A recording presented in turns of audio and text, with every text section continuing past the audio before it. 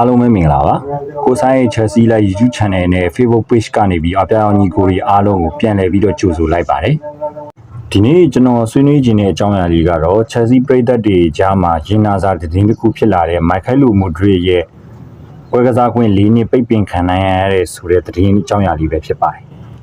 Michael Mudryk ကတာမီစီတူရှိမှုကြောင့်၄နှစ်အထိပွဲပယ်ခံရနိုင်တယ်ဆိုတဲ့အခြေအနေတွေကရှိနေခဲ့ပြီးတော့သတင်းတွေတောက်လျှောက်ဆိုလို့ထွက်ပေါ်လာခဲ့ပြီးတော့ဒါကလည်း Chelsea အသင်းပရိသတ်တွေနဲ့သူ့ကိုချစ်တဲ့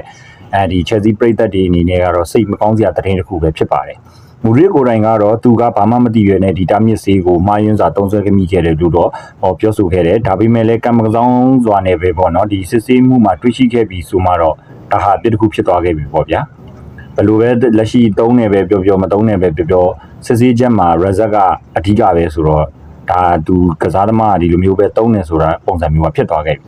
ဘယ်လိုပဲရည်ရွယ်ချက်မရှိဘူးပဲပြောဒါကပြင်းထန်တဲ့စီကံချိုးဖောက်မှုတစ်ခုဖြစ်တဲ့နေရာကြောင့်သူ့ကိုအများကြီးမျှော်လင့်ထားတဲ့ Chelsea ပရိသတ်အတွေ့အကြုံတွေကတော့ဒီသတင်းကတကယ်ကိုစိတ်ပျက်စရာပါသူ့လိုရည်ချင်းရှိတဲ့လူငယ်ကစားသမားတို့အတွက်ဒီလိုပွဲပဲပြစ်ဒဏ်မျိုးကတကယ်ကိုနစ်နာစေခဲ့ပါတယ်ဒီနေရာမှာတချို့က Chelsea အသင်းအနေနဲ့ပေါင်တန်းလေးရာဆုံးရှုံးပြီလို့ပြောနေကြတာမျိုးတွေလည်းရှိပါတယ်ဒါပေမဲ့တကယ်တမ်းကျတော့အသင်းအနေနဲ့ Chelsea အသင်းအနေနဲ့ကတော့တန်းတရာအပြေအဝဆုံးရှုံးမှာမဟုတ်ပါဘူးMichael Mudryk ကိုရှက်တာဒိုးနဲ့အသင်းစီရင်ခေါ်နေတော့အစောပိုင်းမှာပေါင်60တန်းနဲ့ပြီးခဲ့ရတာပါနောက်ထပ်ပေါင်တန်း40ကတော့သူ့ရဲ့စွမ်းဆောင်ရည်ပိုင်းနဲ့ဒီ bonus တွေပါပေါင်းလိုက်မှာပေါင်တန်း40ဒီပေါင်တန်း40ကတော့ဒီရှက်တာဒိုးနဲ့ကိုပေးရမှာပေါ့နော်အဲ့ဒီရှက်တာဒိုးနဲ့ကတော့အခုဒီလိုကိစ္စဖြစ်သွားတဲ့ကိစ္စကြောင့်ရှက်တာဒိုးနဲ့ကတော့ပေါင်တန်း40ကိုဆုံးရှုံးရမယ့်အနေအထားဖြစ်နေပါတယ်ဒီကိစ္စနဲ့ပတ်သက်ပြီးတော့စိတ်ဝင်စရာကောင်းတဲ့အချက်တစ်ချက်ကတော့ပြီးခဲ့တဲ့လပိုင်းကမှရှက်တာဒိုးနဲ့အသင်းရဲ့ CEO ဖြစ်သူကပြောခဲ့တဲ့စကားတွေပါ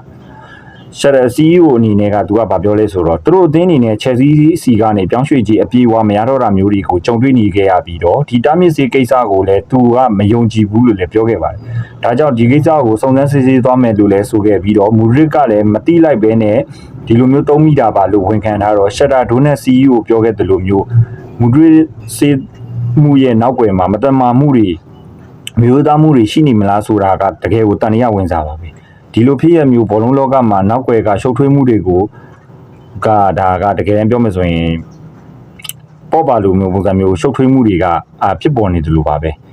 Michael Mudrykရဲ့ဘောလုံးသမားဘဝရော Chelsea တင်းရဲ့ဒီအခြေအနေတွေဒီလိုဆုံးဖြတ်ချက်ပေါ်မူတည်ပြီးတော့ကစားသမားရဲ့ဒီအပြောင်းလဲတွေကအများကြီးဖြစ်ပေါ်လာနိုင်ပြီးတော့တကယ်လို့ဒါဒီ၄နှစ်ပွဲပဲပြစ်ဒဏ်ကိုဒါကြာခံခဲ့ရမယ်ဆိုရင်Michael Mudrykကတော့တကယ်ဟိုကံမကောင်းစွာနဲ့ပဲသူ့ရဲ့ဘောလုံးသမားဘဝအနာဂတ်ကမရေမရာဖြစ်သွားနိုင်ကြီးပို့ပြီးတော့များလာနိုင်ပါတယ်Chelsea အတွက်လည်းယင်းနှိမ့်ညွှန်းနှံမှုတွေနဲ့ဒီတခြားကစားသမားတွေရဲ့စိတ်တဲ့ပိုင်းဆိုင်ရာအကျိုးသက်ရောက်မှုတွေကလည်းရှိလာနိုင်ပြီးတော့ဒီကိစ္စကဘယ်လိုဆုံးသက်မလဲဆိုတာကိုတော့ဆက်လက်ဆောင်ကြည့်ရမှာဖြစ်ပါကြောင်းပြောကြားရင်းနဲ့ဒီဗီဒီယိုလေးကိုညီကုန်းချုပ်ရပါတယ်နေ့စဉ် Chelsea သတင်းအကြောင်းအရာစုံစုံလင်းလင်းကိုသိချင်ရင်တော့ကျွန်တော်ရဲ့ကိုဆိုင်ရဲ့ Chelsea Live YouTube Channel နဲ့ Facebook Page လေးကိုလည်း Subscribe Like and Follow လေးပြုလုပ်သွားပေးကြပါအောင်လို့တောင်းဆိုချင်ပါတယ်အားလုံးကိုကျေးဇူးတင်ပါတယ်ခင်ဗျာ